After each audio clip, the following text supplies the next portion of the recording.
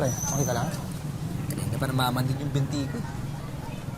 Lakad-lakad mo lang yan. Mawawala yan. Siguro nga.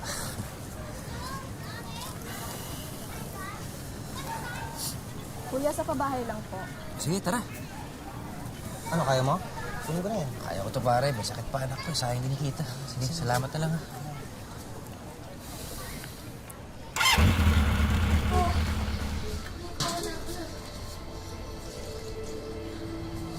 Ang init mo. Manang Cecil! Manang Cecil! Manang Cecil! O bakit? Ano nangyayari? Sini ko pumata. Sila nasusugod ko po muna sa ospital. Okay lang po ba kayong bala sa mga anak ko? Kuya, asan lagdat niya? Oo, sige, sige. Kuya, dahan-dahan lang po. Baka madisgrasya tayo. Dahan-dahan lang po, kuya.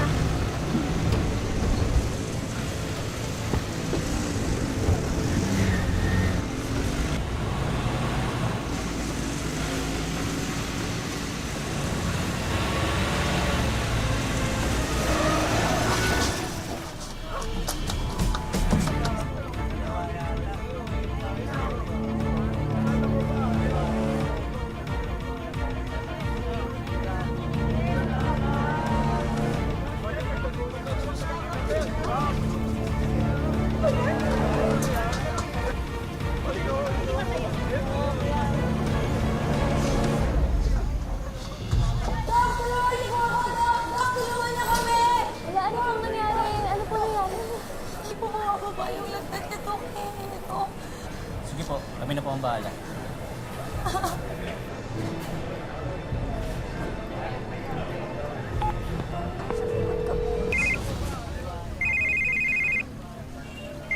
Rolly, nasan ka na ba?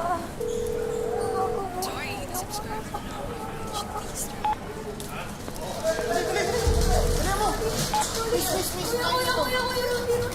Asawa ko. Ano nangyari? Rolly.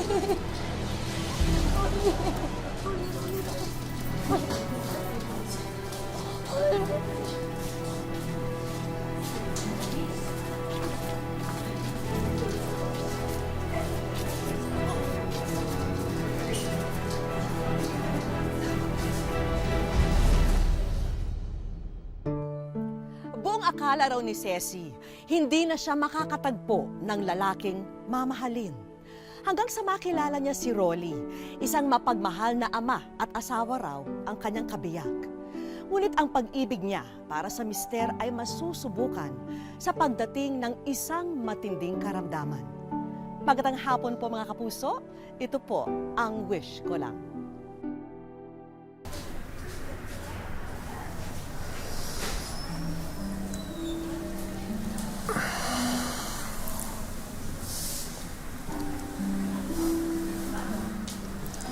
Kamusta si Nico? Okay na siya. Bumaba na yung temperatura niya, tsaka sabi ni Doc, okay na siya. Ikaw, kamusta ka? Hindi ko nga alam. Bigla na lang namanhid yung mga binti ko. Ano bang sabi ng mga doktor? Wala pa nga sinasabi yung mga doktor eh. Pero titignan nila kung stroke daw pa talaga. Pero Kasi huwag ka mag-alala. Ano lang to? Manhid lang sa binti ito. Malayos to sa... Mahal! Rolly! Nurse! Nurse!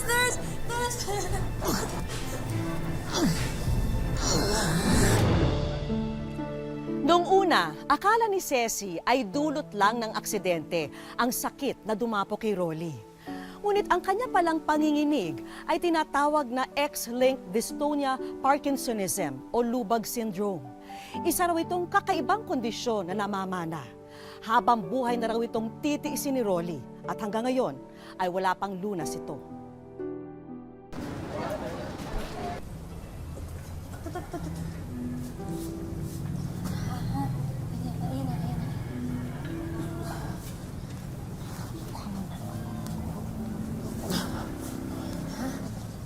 Nak, yung gamot ng tatay mo, ha? Kumuha ka ng tubig.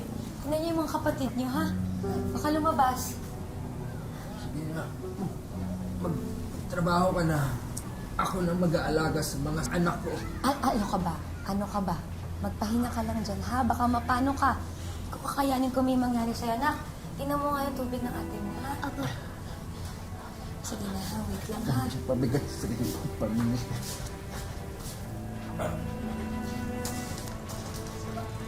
Dili. Ano dito? Si Papa mag-aalaga sa'yo. Halika.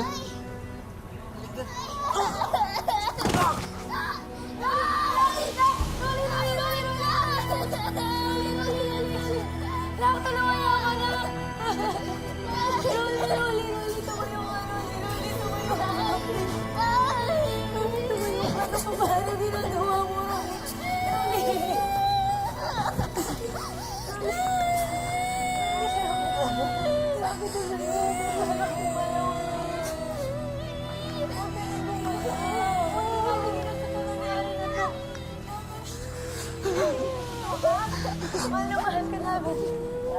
Mahal na mahal ka namin. Bakit tubig ka, please? Tubig, please.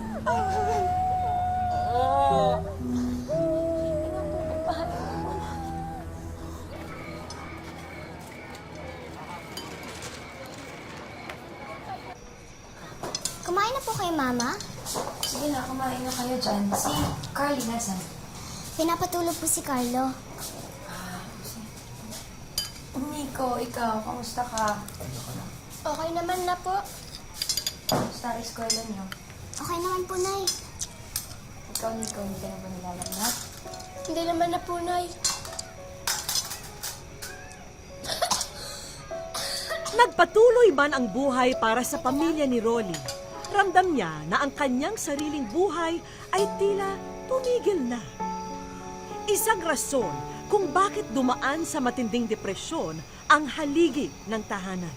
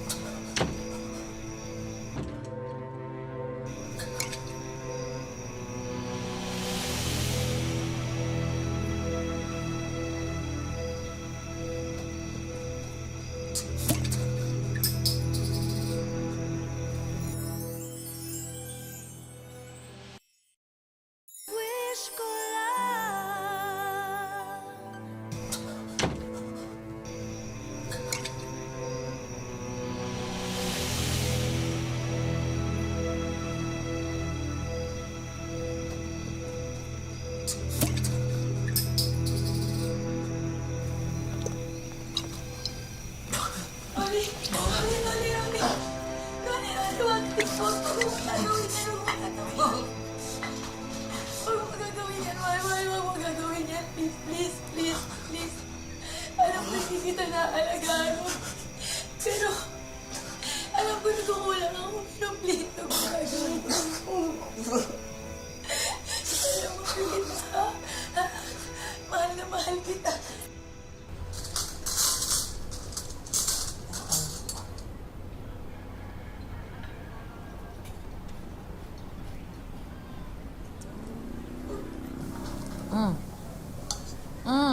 Gusto mo to.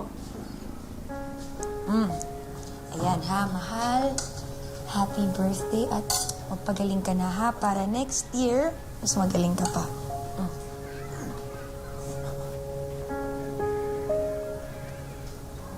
Sarap. Love you. Ay, wait lang. Ha, sige, kumain na kayo dyan. Mare, si kumpare. Ayan, may simpleng handaan kami. Kumain ka naman muna. Sige, mamaya na lang. Kailangan mamasada eh. Ah, Ay, Mare, yung cellphone pala ni kumpare. Kailangan ko lang soli. Ayun, napadaan lang ako. O siya, sige. Sigurado ka ba di ka nakakain? Oh, hindi na. Mauna na ako, Mare. Pare, happy birthday, ha?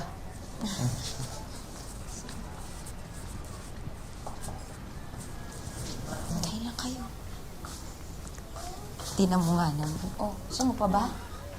Eh, hindi ko nga alam na makukuha ko pa pala tong cellphone mo. Tingnan natin kung gumagana pa, oh.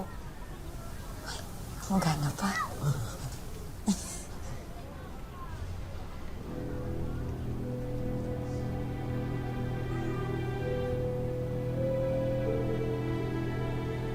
Hindi raw maipaliwanag ni Ceci ang kanyang naramdaman nung nakita niya ang mga mensahe. Pagkatapos na nga pa ng kanyang paghihirap kay Rolly, madidiskubre lang niya na nangaliwa pala ang asawa.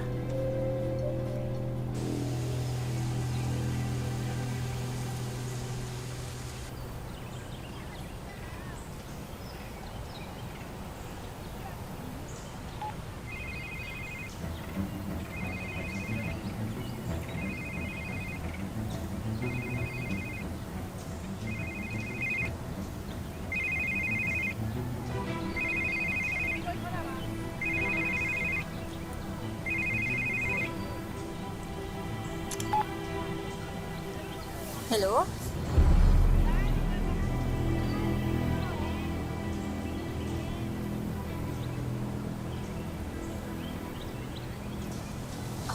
Excuse me. Ikaw ba si Sylvia? Opo, ako nga. Bakit po? Sino po kayo? Ako si Ceci. Asawa ko ni Rolly. Ano ka ba ng asawa ko? Kayo po pala yung asawa ni Kuya Rolly. Ako po si Sylvia. Pinsan ko po si Kuya Rolly. Pasensya na po, hindi tayo nagkakakilala. Kamusta na po pala siya? Pinsan. Bakit po? Ano po bang nangyari sa kanya?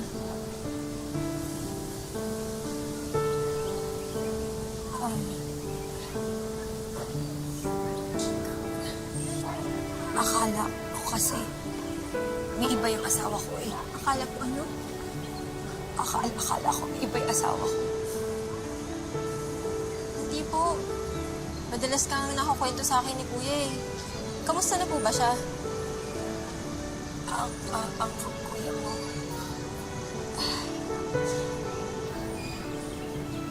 Bagamat nabunutan ng tinik si Ceci, hindi nito maiwasang mahiya sa nadamang pagdududa.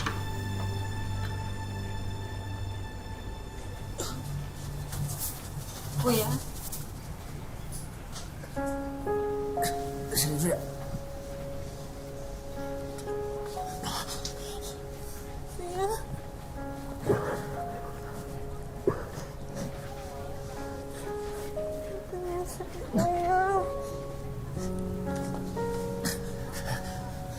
Okay lang ako.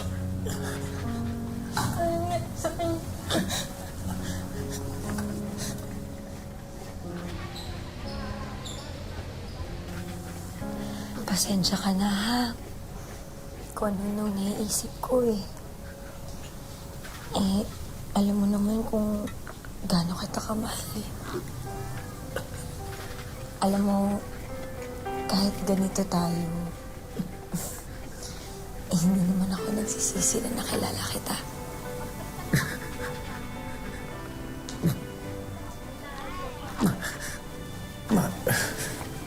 Mahal din naman kita eh.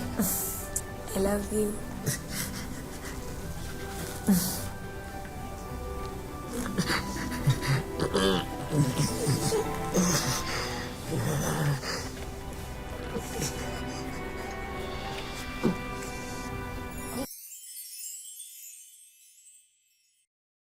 Sa aming pagbabalik, Hindi naman po ako hindi ko naman po nararamdaman yung sinasabing pagod. Kasi marami nga pong nagsasabi na, buti hindi mo iniiwan. Sabi ko, bakit ko iiwanan? Sabi ko, nagmahala naman kami yan. Paano kung sa akin po napunta yung sakit? Ay, wala. Ay, ano mo iwanan yan ako?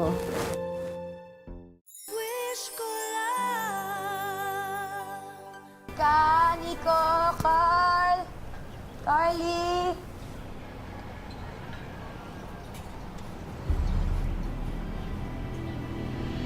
Mama? Oh, magkakasama kayo dyan, ha? Eh si Papa po kasi nagpupumilit. Gusto raw po kayo bigyan ng bulaklak.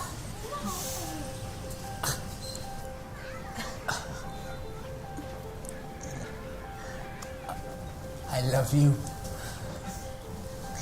Mahal na mahal rin kita.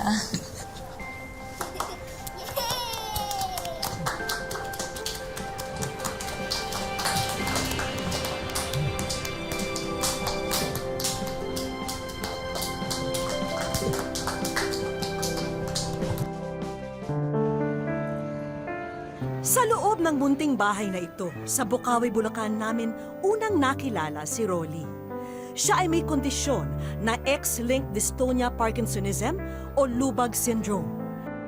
Hirap man sa pagpigil ng kusang paggalaw ng kanyang katawan, pinipilit pa rin daw niyang makapagsilbi sa kanyang pamilya. Lagi ko lang po siyang sinasabihan na yung iba nga diyang lalaki, wala namang sakit eh. Pero tambay naman eh. Ikaw malaking bagay ka pa kasi nakakabantay ka pa sa mga anak natin. Saka sinasabihan ko po siyang huwag po siyang bibigay. Kapansin-pansin ang pagbagsak ng pangangatawan ni Rolly ngayon kumpara sa dati. Pero hanggat may lakas siya at nakakaya niya, gusto niyang ipakita sa asawa niyang si Ceci na kaya pa niyang kumilos mag-isa. Sabi ko, ba't ka ba umiiyak?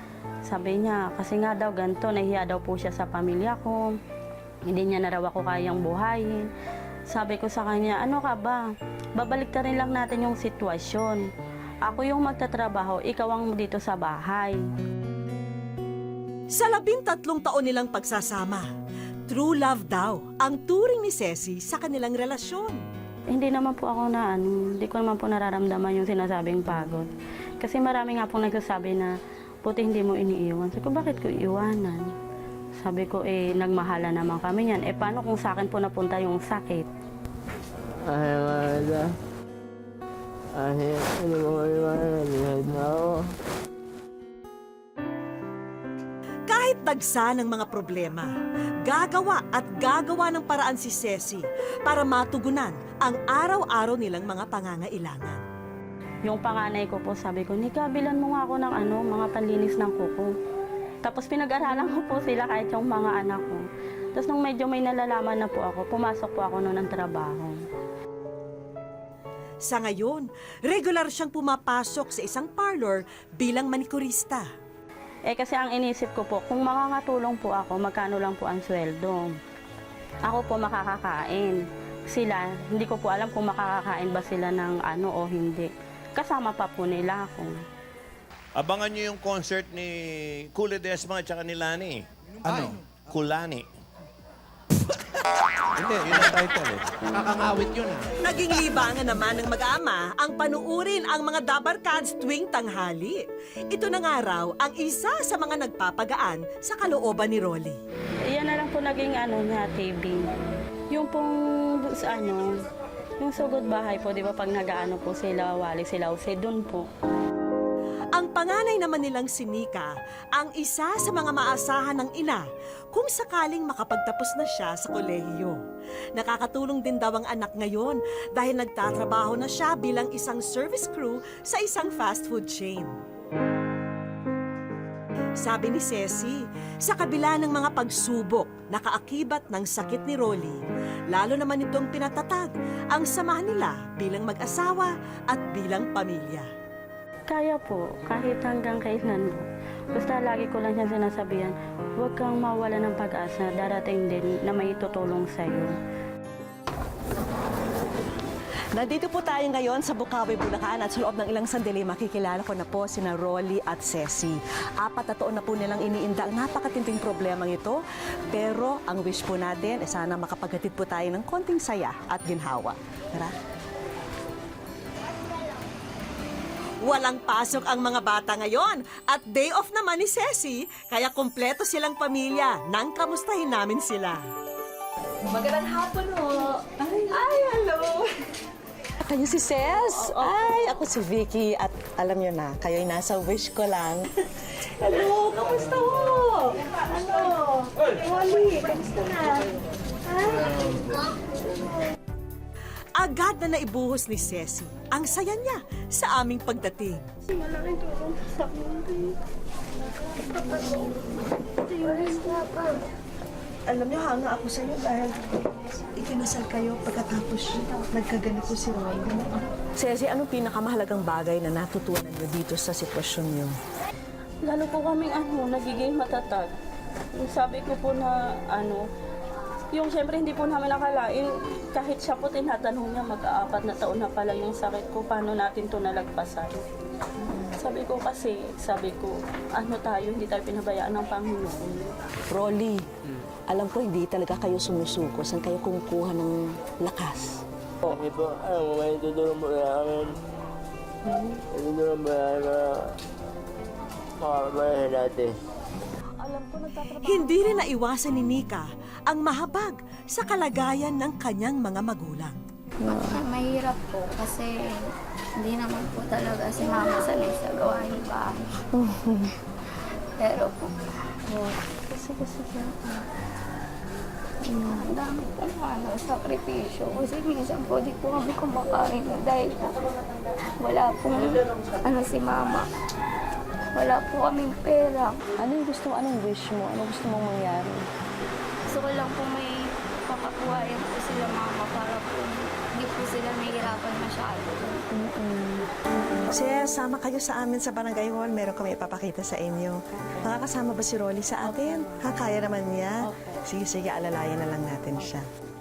Sinama ko na ang pamilya ni na Ceci para makita nila ang aming mga regalo para sa kanila.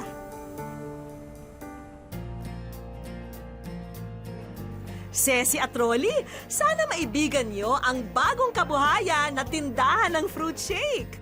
May kompletong gamit at mga sangkap na yan para agad nang masimulan ito.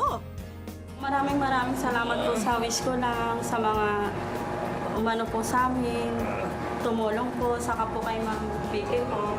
Maraming salamat po, malaking bagay po sa amin. At si Nika, tuwang-tuwa sa tumambad sa harapan niya. Ang bagong laptop na may kasamang pocket wifi. Balita namin kailangan mo ito sa iyong pag-aaral. Kailangan po talaga yung kahabol pa po eh. Ay, nag-home shop na lang po ako.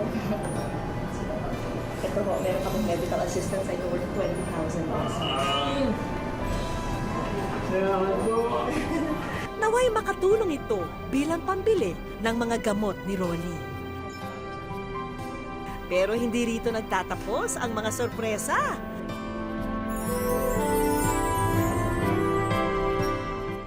Sa aming pagbabalik, Ceci, maaari ba naming makalimutan ang isa mong hiniling para kay Rolly?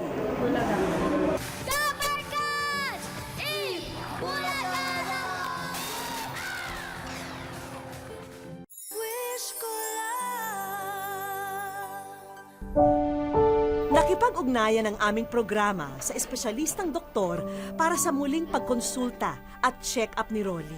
Yung X-linked dystonia, Parkinsonism, ay isang sakit na namamana. So, it is also known as dystonia of Panay. Yung dystonia, yun yung pumupostura, yung abnormal na postura ng kanilang mga iba't ibang bahagi ng katawan. Napansin ko lang po, kapansin-pansin lang po natin sa kanya is unang-una yung kanyang weight loss. Dahilan doon ho palamang ay yung kanyang kahirapan sa pagkain na dala ng kanyang abnormal na galaw. Sa ngayon, isa po sa epektibo nito na paggagamot ay ang paglalagay ng implant or stimulator in the brain. So yun ho yung tinatawag na pacemaker sa brain. Nagpapasalamat po ako kasi natignan niya po ulit yung asawa ko.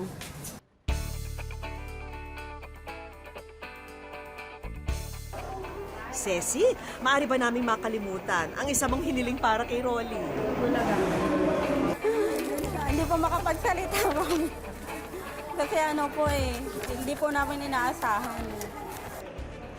Dahil sa araw na to, mapapanood nila ng live ang paboritong palabas ng buong bayan tuwing tanghalian, ang Eat Bulaga. At para masiguro na maayos at komportable si Rolly, may kasama rin po kaming mga kaibigang nurse para umalalay sa kanila.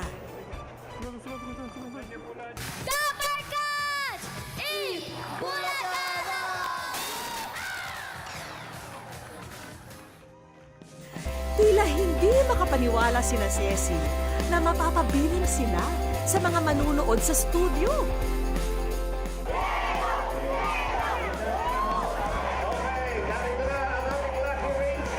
Nabigyan din ng pagkakataon ng ating mga bida na makita ng personal ang ating mga dabarkads na sina Pia at Pauline. Enjoy si Rolly sa kanyang paboritong One for All for One. Ano? Bumaksak po! Ayan, oh. Ayan, nabali yung ano, buha nila.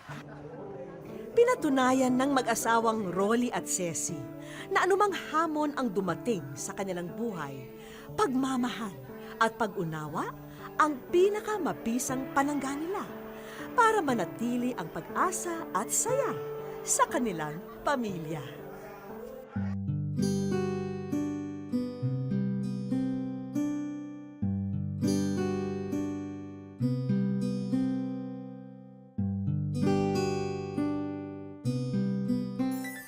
Pinatunayan ni Rolly na ang tunay na pamilyang nagmamahalan ay hindi lang magkasalo sa masasayang pagkakataon. Kaya rin dapat nilang harapin ang bawat mabigat na problema na darating sa kanila. Hanggang sa muli mga kapuso, ako po si Vicky Morales at ito ang Wish Ko Lang. Naghihintay sa'yo kaya't wag na wag kang susunod.